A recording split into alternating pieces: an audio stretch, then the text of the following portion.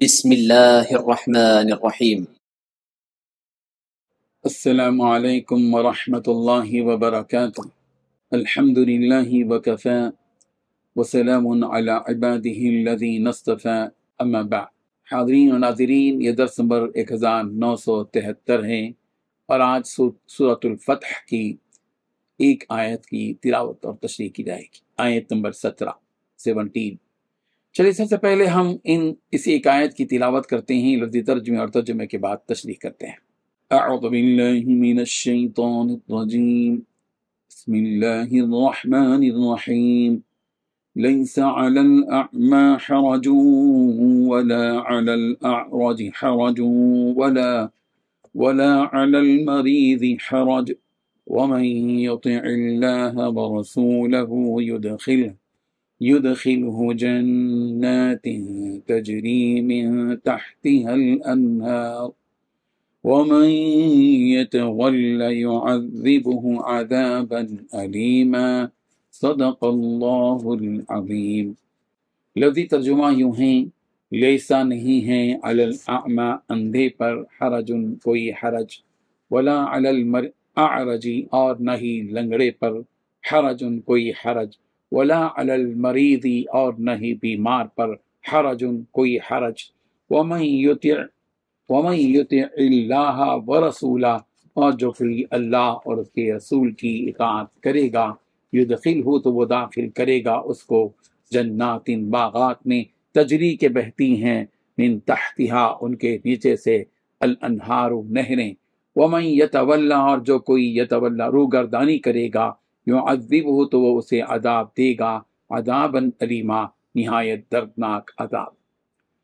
ترجمہ یوں ہے، اندھے آدمی پر جہاد نہ کرنے کا کوئی گناہ نہیں ہے، نہ لنگڑے آدمی پر کوئی گناہ ہے اور نہ بیمار آدمی پر گناہ ہے، اور جو شخص بھی اللہ اور اس کے رسول کا کہنا مانے، اللہ اس کو ایسی جنتوں میں داخل کرے گا جن کے نیچے نہریں بہتی ہوں گی، اور جو کوئی منہ موڑے گا اسے دردناک عذاب دے گا۔ اس آیت میں 4 باتیں بیان کی گئی ہیں۔ پہلی بات، اندھے آدمی پر جہاد نہ کرنے کا کوئی گناہ نہیں ہے۔ دوسری بات، نہ لنگڑے آدمی پر کوئی گناہ ہے اور نہ بیمار پر۔ تیسری بات، جو شخص بھی اللہ اور رسول کے اور اس کے رسول کے کہنا مانے گا، اللہ اس کو ایسی جنت میں داخل کرے گا جس کے نیچے نہریں بہتی ہوں گی۔ چوتھی بات، جو کوئی منہ موڑے گا اسے دردناک عذاب دے گا۔ بزرگان محترم، پیچھے رہ جانے والے منافقوں کے بارے میں یہ آیت نازل ہوئی تو ان پیچھے رہنے والوں میں جو معذورین تھے وہ بے چین ہو گئے کہ ہم بھی اس سفر میں نبی رحمت صلی اللہ علیہ وسلم کے ساتھ شریک نہیں تھے، تو کیا ہمیں بھی اس عذاب میں مبتلا کیا جائے گا؟ ان کے دل میں فکر تھی۔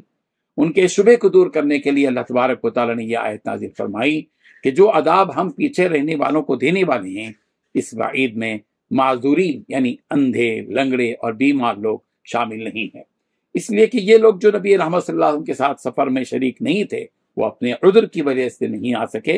اگر انہیں یہ عذر لاحق نہ ہوتا تو یقیناً اپنے نبی کی ایک آواز پر اپنے گھروں سے نکل جاتے، مگر یہ منافقین جو اپنی جان کا خوف کرتے ہوئے بغیر کسی عذر کے نبی رحمت صلی اللہ علیہ وسلم کی نافرمانی کی اور آپ کے ساتھ نہیں آئے، ان کی برابر گرفت ہوگی۔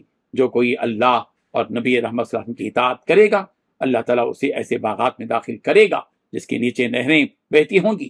وہ لوگ ان باغات میں اور وہاں کے پرسکون ماحول میں ہمیشہ ہمیش کے لیے رہیں گے۔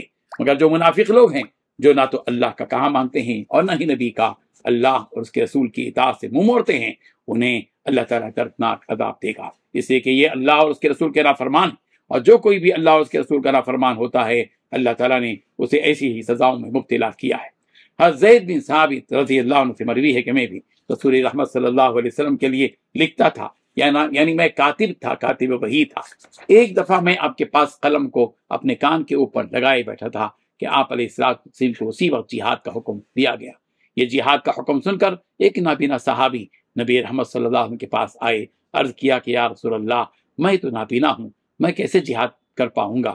اس پر اللہ تعالیٰ نے یہ آیت نازل فرمائی، لیس علی الاعمى حرج ولا علی الاعرج حرج ولا علی المریض حرج، کہ کسی بھی اندھے پر کوئی حرج نہیں ہے اور کسی بھی لنگڑے پر کوئی حرج نہیں اور کسی بھی بیمار پر کوئی حرج نہیں ہے۔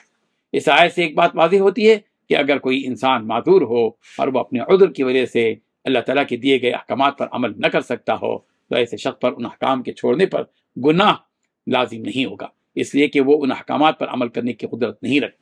جیسے کہ بہت ہی بیمار شخص ہے کہ وہ اٹھ کر نماز کے لیے مسجد نہیں جا سکتا، تو ایسے شخص پر جماعت کو چھوڑنے کا گناہ نہیں ہوگا، اس لیے کہ وہ معذور ہے، اس کے پاس اتنی قدرت نہیں ہے کہ وہ اللہ تعالیٰ کے اس حکم پر عمل کر سکے، اور اللہ تعالیٰ کسی بھی انسان پر اس کی طاقت سے زیادہ کا بوجھ نہیں ڈالتا۔ لا یکلف اللہ نفسا الا وسعها، کہ اللہ تعالیٰ کسی بھی انسان کو اس کی استطاعت سے زیادہ مکلف نہیں بناتا۔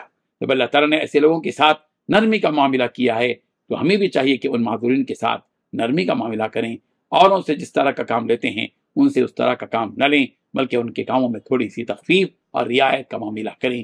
اللہ تعالیٰ ہم سب کو ان آیات پر عمل کرنے کی توفیق عطا فرمائے، آمین۔ وآخر دعوانا الحمد للہ رب العالمین۔